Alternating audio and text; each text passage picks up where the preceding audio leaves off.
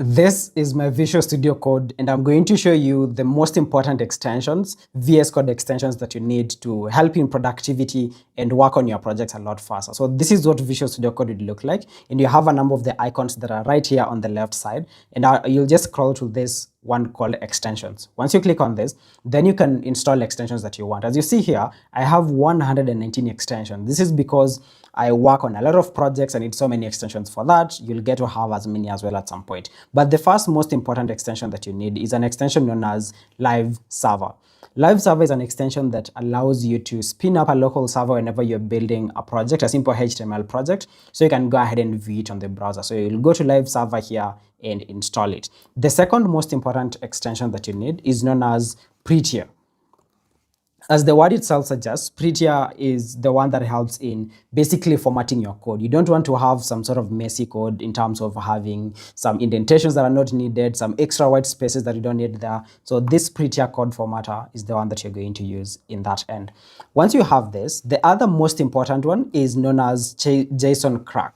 And JSON Crack is important, especially when you want to visualize your JSON data. This, whenever you start with working with JavaScript and writing JavaScript code, you'll interact with a lot of JSON data, and JSON Crack will help you in visualizing that. The other extension that you need is known as Live Share.